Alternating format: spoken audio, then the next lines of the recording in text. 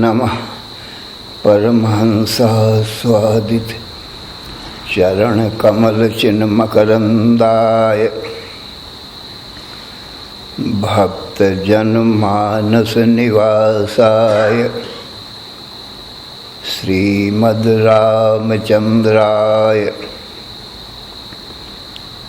वागीशायस्य वदने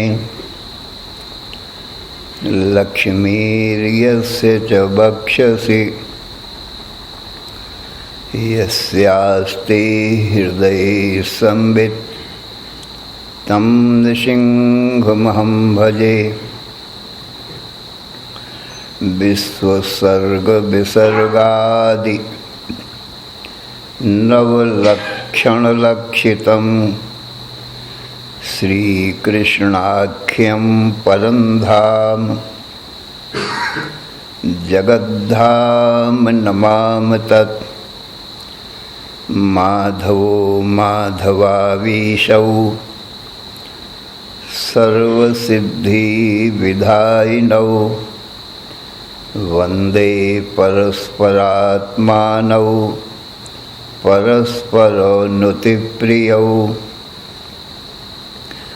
अम्भोधिस्थलतां स्थलं जलधितां धूलीलवः शैलतां मेरुर्मृत्कर्णतां तृणं कुलिशतां वज्रं तृणप्रायतां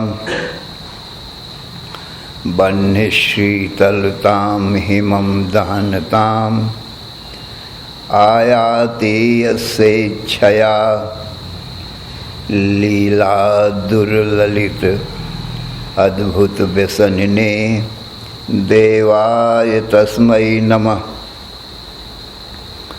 अज्ञानमोहान्धतमोपहाभ्यां विवेकवैराग्यनिधि प्रदाभ्यां विश्वेशतत्त्व प्रतिबोधिकाभ्यां नमो नमः श्री गुरुपादुकाभ्याम्। ऐंकार ह्रींकार रहस्ययुक्त श्रींकार गूढ़ार्थ महाविभूतिम् ओंकार मर्म प्रतिबोधिकाभ्यां नमो नमः श्री गुरुपादुकाभ्याम्। आनन्दमानन्दकरं प्रसन्नं ज्ञानस्वरूपं निजबोधयुक्तं योगीन्द्रमीशं भवरोगवैद्यं श्रीमद्गुरुं नित्यमहं नमामि। नमोस्तु रामाय सलक्ष्मणाय देव्यै च तस्यै जनकात्मजायै। नमोस्तु रुद्रेन्द्रयमानिलेभ्यो नमोस्तु चन्द्रार्कमरुद्गणेभ्यः। नमोस्तु अनन्ताय सहस्रमूर्तये सहस्रपादाक्षशिरोरुबाहवे। सहस्रनाम्ने पुरुषाय शाश्वते सहस्रकोटियुगधारिणे नमः। यस्मिन् इदं यतश्चेदं येनेदं य इदं स्वयं यो अस्मात् परस्माच्च परः तं प्रपद्ये स्वयंभुवम्। ओम नमो ब्रह्मादिभ्यो ब्रह्म विद्या संप्रदायकर्तृभ्यो वंश ऋषिभ्यो महद्भ्यो नमो गुरुभ्यः। सर्वोपप्लवरहितः प्रज्ञानघनः प्रत्यगर्थो ब्रह्मैवाहमस्मि। नारायणं पद्मभवं वसिष्ठं शक्तिं च तत्पुत्र पराशरं च व्यासं शुकं गौड़पदं महान्तं गोविन्दयोगीन्द्रमथास्य शिष्यं श्रीशङ्कराचार्यमथास्य पद्म पादं च हस्तामलकं च शिष्यं तन्त्रोटकं भारतृककारमन्यान् अस्मद्गुरून् सन्ततमानतोऽस्मि। श्रुतिस्मृतिपुराणानाम् आलयं करुणालयं नमामि भगवत्पादं शङ्करं लोकशङ्करं। शङ्करं शङ्कराचार्यं केशवं बादरायणं सूत्रो भाष्यकृतौ वन्दे भगवन्तौ पुनः पुनः। ईश्वरो गुरुः आत्मेति मूर्तिभेद विभागिने व्योमवद्व्याप्तदेहाय दक्षिणामूर्तये नमः।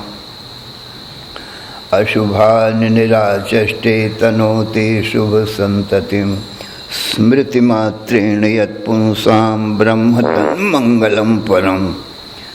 अतिकल्याणरूपत्वात् नित्यकल्याणसंश्रयात् स्मर्तॄणां वरदत्वाच्च ब्रह्म तन्मङ्गलं विदुः।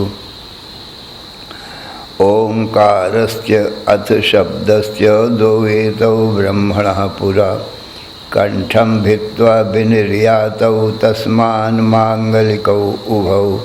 ओम तत्सत् परब्रह्मणे नमः।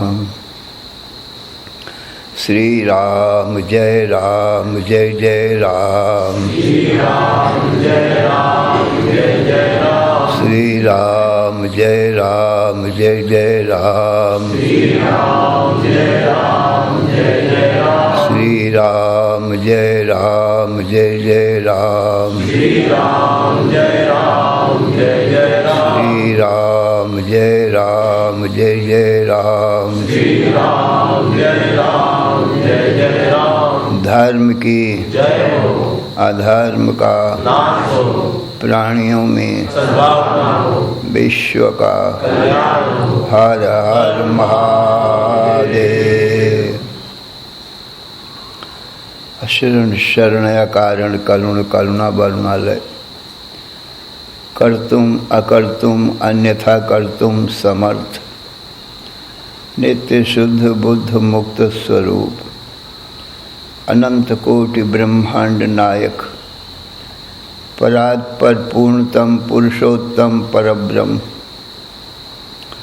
सच्चिदानंद घन सर्वज्ञ सर्वशक्तिमान सर्वाधार सर्वाधिष्ठान भगवान के ज्ञान से जीव सर्व दुखों से और मृत्यु से भी मुक्त हो जाता है। अर्थात कभी किसी प्रकार का कोई भी दुख उसको नहीं आता, नित्य सुख शांति को प्राप्त कर लेता। मृत्यु नहीं आती, अमृतत्व को प्राप्त कर लेता। इसलिए जीव को अपने परम कल्याण के लिए अर्थात सर्व दुखों से और मृत्यु से भी छूटने के लिए भगवान का ज्ञान परमावश्यक। भगवान के ज्ञान का साधन भगवान की वाणी, वेद, शास्त्र, पुराण, रामायण, गीता, भागवत, ये भगवत प्राप्ति के भगवान के ज्ञान के ये सब साधन है सज्जनों। परंतु इन ग्रंथों का जो अर्थ बताने वाले गुरु हैं, गुरु के बिना ज्ञान नहीं आता। क्योंकि इनका अर्थ तो गुरु ही बताते हैं, तभी ज्ञान होता है। इसलिए गुरु की महिमा सबसे ज़्यादा श्रेष्ठ। तो सज्जनों, सभी पुराणों में भागवत पुराण सबसे श्रेष्ठ माना जाता है। तो भागवत में भगवान के 3 प्रकार का स्वरूप बताया गया है। सगुण निराकार, सगुण साकार और निर्गुण निराकार, 3 प्रकार का स्वरूप। तो ये भागवत के प्रथम प्रारंभ में ही पहले ही श्लोक में बताया गया है। भागवत का पहला स्कंध, पहला अध्याय, पहला श्लोक, इसी पहले श्लोक में तीनों प्रकार का स्वरूप बताया गया है।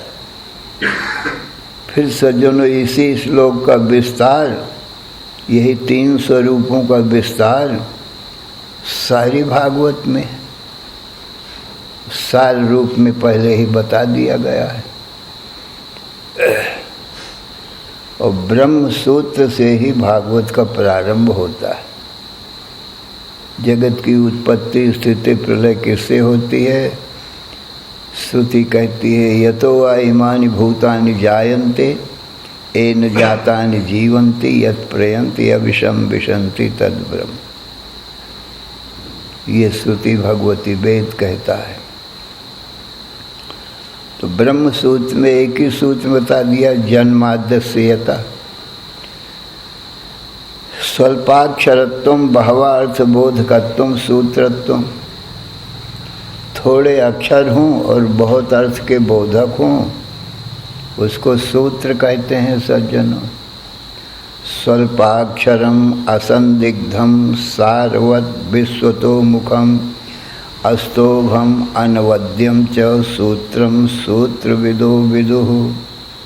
ये विस्तार से सूत्र का लक्षण। स्वल्पाक्षरम थोड़े अक्षर हूँ, असंदिग्धम संदेह रहित हूँ, सारवत और सार रूप हूँ, विश्वतो मुखम चारों तरफ जिनका मुख माने चारों तरफ लगते हों, अस्तोभम माने व्यर्थ का कोई भी शब्द न हो, अनवद्य माने अनिंद्य हो। ये 6 लक्षण वाला सूत्र कहा जाता है सज्जनों। तो सज्जनों, ये सब लक्षणों से युक्त ये ब्रह्म सूत्र थोड़े अक्षरों में ब्रह्म का स्वरूप निरूपण करता है। बस जन्माद्य से यतो यतः। ईश्वर का ब्रह्म का क्या स्वरूप है? कहा इस जगत के जिससे जन्म आदि होते हैं, आदि पद से उत्पत्ति स्थिति प्रलय तीनों का ग्रहण है सज्जन। तो इसी सूत्र से श्रीमद् भागवत का प्रारंभ होता है। जन्माद्यस्य यतोऽन्वयादितरतस् चार्थे स्वभिज्ञः स्वराट् तेने ब्रह्म हृदयादि कवये मुह्यन्ति यत्सूरयः तेजो वारी मृदां यथा विनिमयो यत्र सर्गो मृषा धाम्ना स्वेन सदा निरस्तकुहकं सत्यम परम धीमहि। ये श्लोक है। एक श्लोक में 4 चरण होते हैं। तो पहले चरण में तो सगुण निराकार भगवान का निरूपण है। दूसरे चरण में सगुण साकार भगवान का निरूपण है। और चौथे चरण में निर्गुण निराकार भगवान का निरूपण है। तीसरे चरण में दृष्टांत दिया है। तो पहले चरण का अर्थ समझो सज्जनों। इस सगुण निराकार है। सगुण निराकार ईश्वर होता है सज्जनों। उसका इस प्रकार से अर्थ समझो सज्जनों, निर्गुण निराकार सच्चिदानंद घन ब्रह्म में रज्जौ अहिरेव पुरुषे छाया एव, रज्जु में सर्प के समान, पुरुष में छाया के समान एक झूठी माया का प्रादुर्भाव होता है। रज्जु में सर्प झूठा है, पुरुष में छाया भी झूठी है। उसका सज्जनों प्रादुर्भाव हुआ। फिर वो माया ने दो रूप धरा, विद्या च अविद्या च स्वयमेव भवति। तीन गुण वाली है, सत्वगुण, रजोगुण, तमोगुण। शुद्ध सत्वगुण की प्रधानता से विद्या का रूप धारण किया, मलिन सत्वगुण की प्रधानता से अविद्या का रूप धारण किया सज्जनों। फिर वो विद्या अविद्या रूप माया में ब्रह्म का प्रतिबिंब पड़ा। तो जो शुद्ध सत्वगुण प्रधान माया है उसका नाम विद्या है सज्जनों। उसमें ब्रह्म का प्रतिबिंब पड़ा, उसका नाम सज्जनों ईश्वर हुआ। तो सर्वज्ञ सर्वशक्तिमान हुआ, जगत की उत्पत्ति पालन संहार करने वाला हुआ।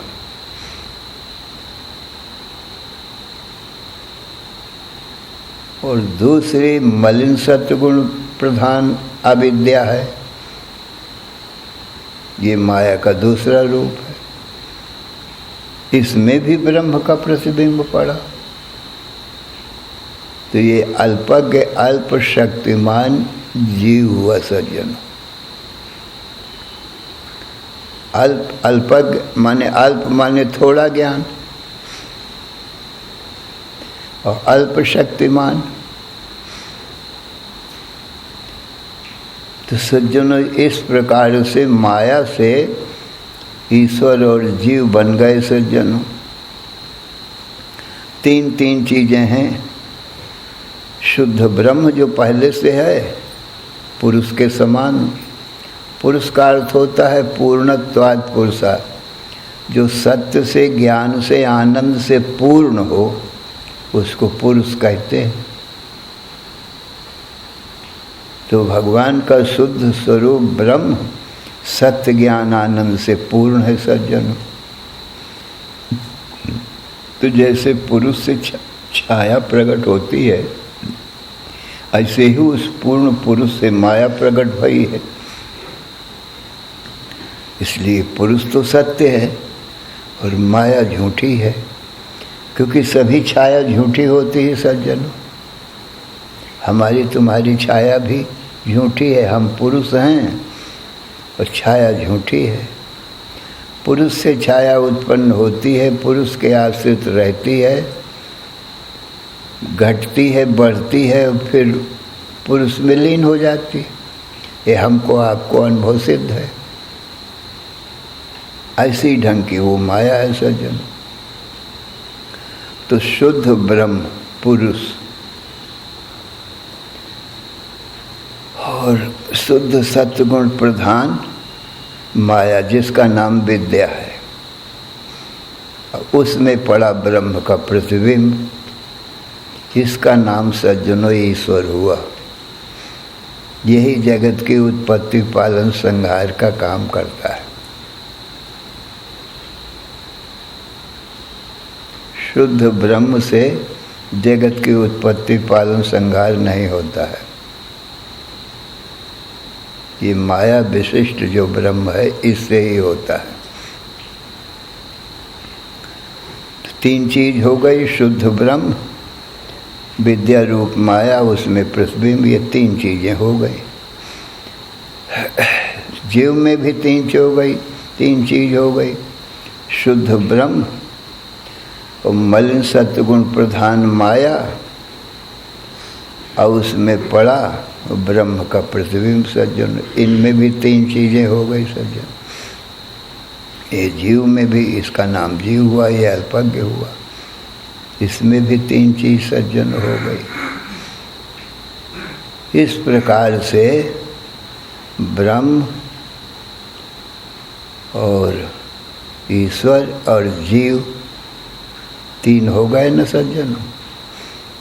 तो शुद्ध ब्रह्म में तो वो तो निर्गुण निराकार है सज्जनों,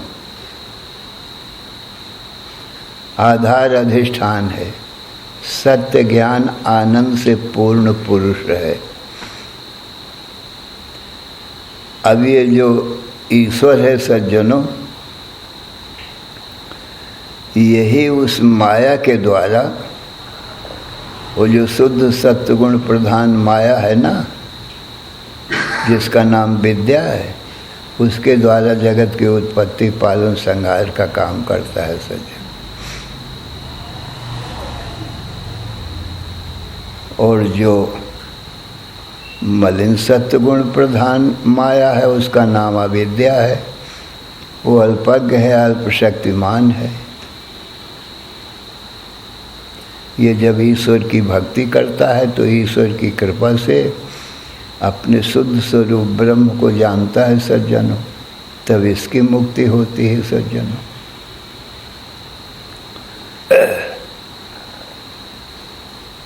तो इस प्रकार से इस ये पहले चरण में जो वर्ण जन्माद्य से यतोन्नयादित रतश्चार्थेषु विज्ञा स्वराट, ये पहले चरण में सगुण ब्रह्म का निरूपण हुआ है। सगुण है परंतु निराकार है, अभी कोई आकार नहीं है। तो इसी से जगत की उत्पत्ति होती है और इसी में स्थिति होती है और इसी में प्रलय होती है। और ये सर्वज्ञ है, सर्वशक्तिमान है। तो ये प्रथम चरण में सगुण निराकार ब्रह्म का निरूपण हुआ सज्जन। अब दूसरे चरण में सगुण साकार ब्रह्म का निरूपण है सज्जनों। सबसे पहले उस सगुण निराकार ब्रह्म से ब्रह्मा की उत्पत्ति भई। वेद मंत्र भी यही कहता है, यो ब्रह्मांडं विदधाति पूर्वम यो वै वेदांश्च प्रणोति तस्मै तमह देवम आत्मबुद्धि प्रकाशम मुमुक्षुर्वै शरणमहं प्रपद्ये। सृष्टि के आदि में जिसने ब्रह्मा जी को उत्पन्न किया और फिर ब्रह्मा जी को शोक मोह से युक्त देखा, तो सगुण साकार रूप धारण करके वेद का उपदेश दिया। तो वेद का अर्थ होता है ज्ञान। ब्रह्म क्या है, माया क्या है, ईश्वर क्या है, जीव क्या है, जगत क्या है, वेद यही सब उपदेश देता है, ये सब ज्ञान देता है। तो सब में ज्ञान दिया ब्रह्मा जी को, तो शोक मोह से मुक्त हो गए। उन्होंने अपने स्वरूप ब्रह्म को जान लिया। ईश्वर क्या है, जीव क्या है, जगत क्या है, इस सब बात को जान लिया। तो सज्जनों, दूसरे चरण में जब ब्रह्मा को उत्पन्न किया तो ब्रह्मा जी को शोक मोह से युक्त देखा सज्जनों। तो सगुण निराकार थे, उससे तो उपदेश हो नहीं सकता था सज्जनों। बिना आकार के देह, इंद्री, मन, बुद्धि, प्राण ये सब नहीं होंगे तो उपदेश नहीं हो सकता सज्जनों। फिर भगवान ने चतुर्भुज विष्णु का रूप धारण किया। ये सगुण साकार है जो आंखों से देखा जा सके।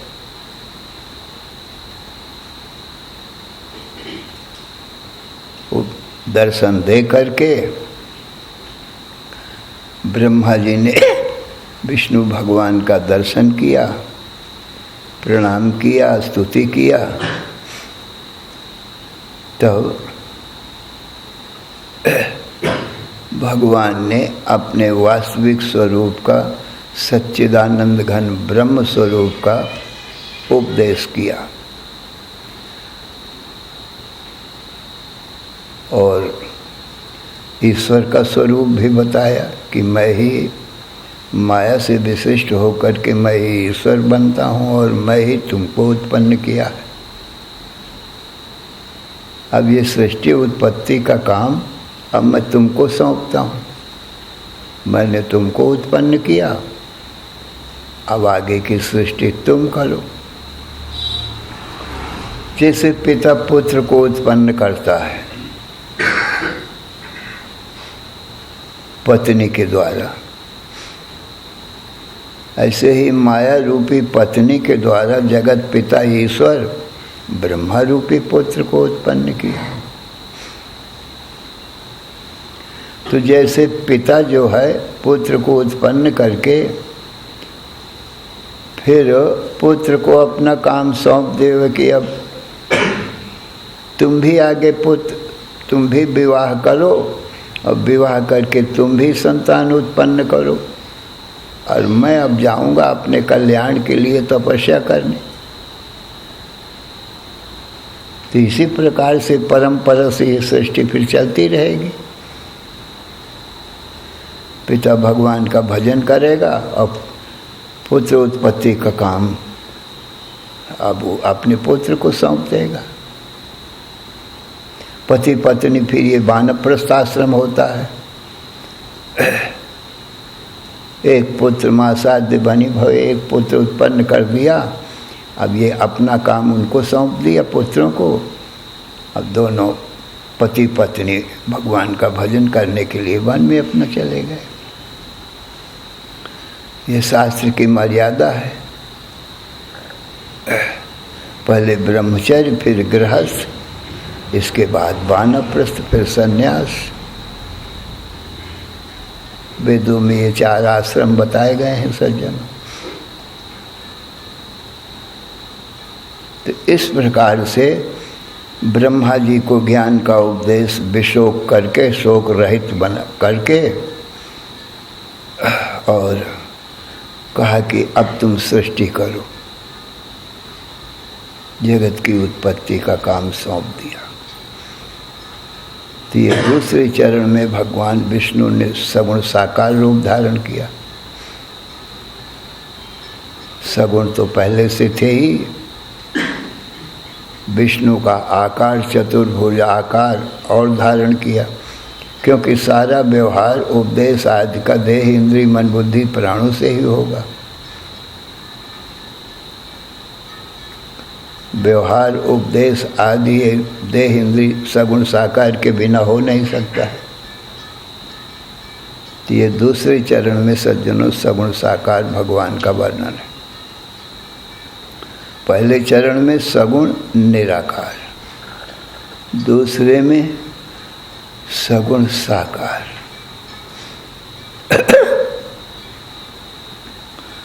चौथे चरण में निर्गुण निराकार ब्रह्म का वर्णन किया गया है।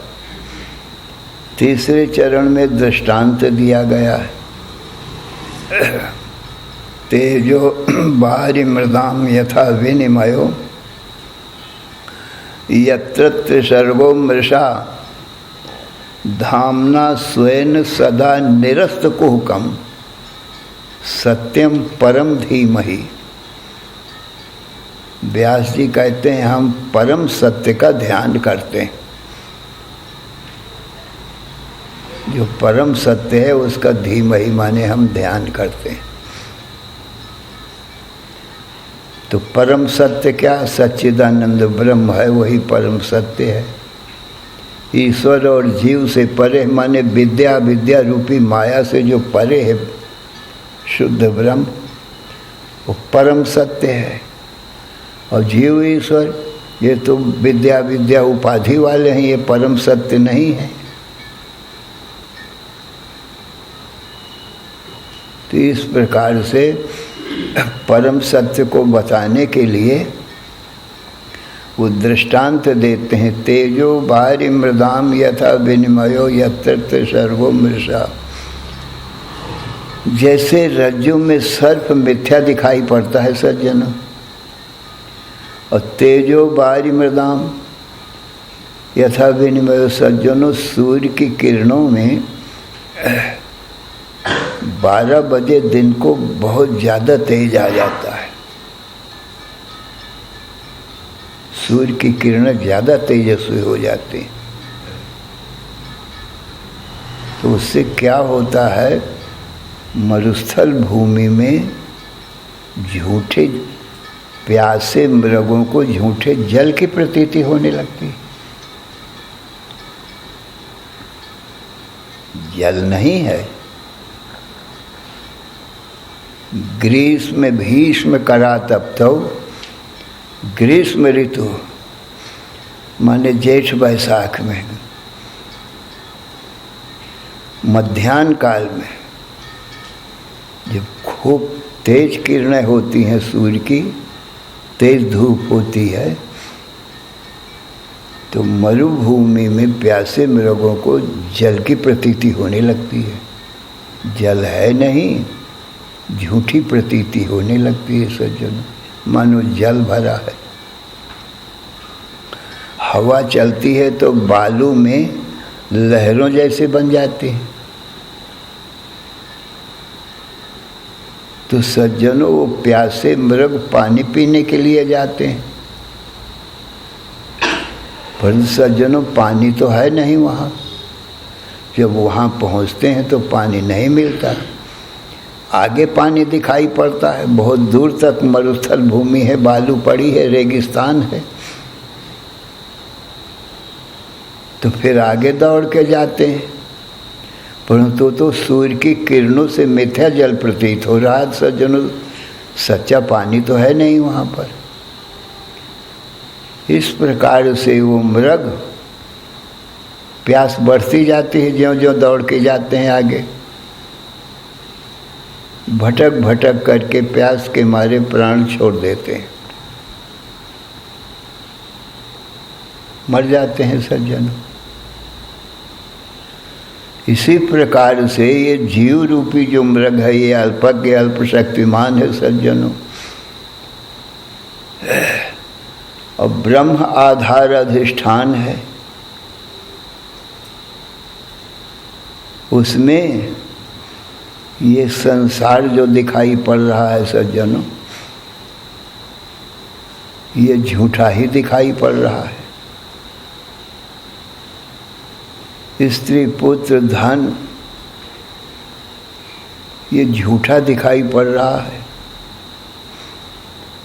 और जीव को सुख की प्यास है सज्जन। जीव रूपी मृग है, ये अल्पज्ञ है ना, ईश्वर ही सर्वज्ञ है, ये अल्पज्ञ है। और ये संसार माया से बनाया है, ये झूठा मृग तृष्णा के जल के समान है सज्जनों। तो ये प्यास के बुझाने के लिए अब ये दौड़ता है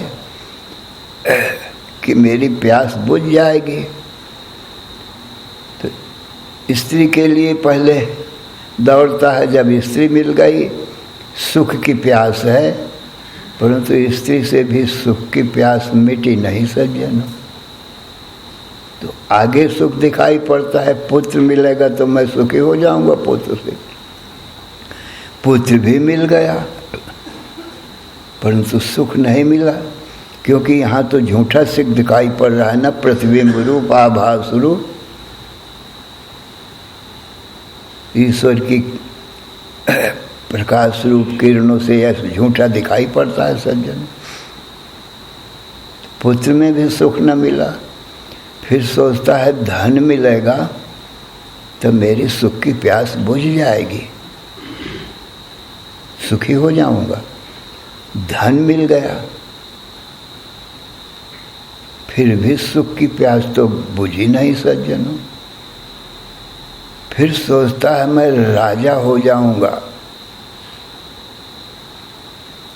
तो सुख की प्यास बुझेगी।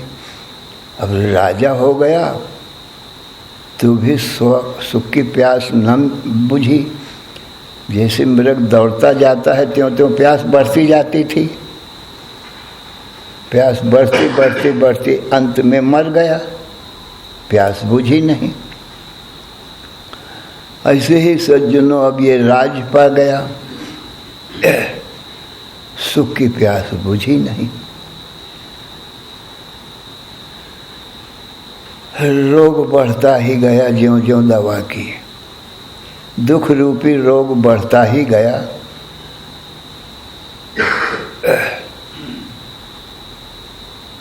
जितना और दुखी होता चला गया। अकेला था तो कम दुख था, पत्नी आ गई तो पत्नी का सुख दुख भी अपने ऊपर आ गया, पुत्र हो गया तो पुत्र का भी सुख दुख अपने ऊपर आ गया, बोझा वो भी हो गया। धन हो गया तो धन के कमाने का दुख, उसकी रक्षा का दुख, चोर बदमाश लूट ले गए तो उसका दुख सज्जन। राज्य मिल गया तो अब एक छोटे परिवार के पालन पोषण में कितना दुख था, एक पत्नी पुत्र के। अब राज्य रूपी परिवार हो गया, इसका सबका पालन पोषण करो। अब राज्य में कोई मरता है, कोई जीता है, कोई धनी है, कोई निर्धनी है। अब ये बोझा राज्य का पड़ गया।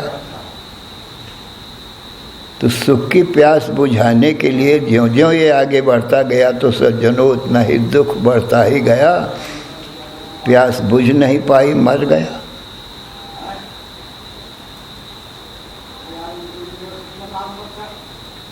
तो इस प्रकार से तेजोवारी मृग तृष्णा के जल में जल के समान और रज्जु में सर्प के समान। जैसे रज्जु में सर्प झूठा, तैसे ये संसार रूपी संसार में ये सुख झूठा। तो यत्र सर्वोमृत, जिस परब्रह्म परमात्मा में जो सत्य वस्तु है उसमें ये जागृत स्वप्न सुसुप्ति, संसार की उत्पत्ति स्थिति प्रलय मिथ्या ही प्रतीत होती है। कैसे? वही मृग तृष्णा के जल के समान और रज्जु में सर्प के समान, जिसमें झूठी प्रतीत होती है, वो परम सत्य ब्रह्म है। तो व्यास जी कहते हैं सत्यम परम धीमहि। माया और माया का कार्य जिसमें मिथ्या प्रतीत होता है, रज्जु में सर्प के समान, मृग तृष्णा के जल के समान, उस परम सत्य को हम ध्यान करते हैं। वो सच्चिदानंद स्वरूप ब्रह्म है और उसका ध्यान करते करते जो उसका ध्यान करता है तो वही हो जाता है। जो जिसका ध्यान करता है ना, वो तदाकार हो जाता है, ध्यान करते करते ब्रह्म रूप ही हो जाता है। इस प्रकार से सज्जनों ये चौथे श्लोक में सगुण साकार, सगुण निराकार, ये भी सब मिथ्या हो जाते हैं कि विद्या विद्या माया से ही बने हैं ना जीव ईश्वर। तो परम सत्य जो ब्रह्म है और वही हमारा आपका वास्तविक स्वरूप। तो ब्रह्म सत्यम जगन मिथ्या, ब्रह्म सत्य है, ईश्वर जीव जगत ये मिथ्या है। और वो परम सत्य जो है वही हमारा आपका वास्तविक स्वरूप।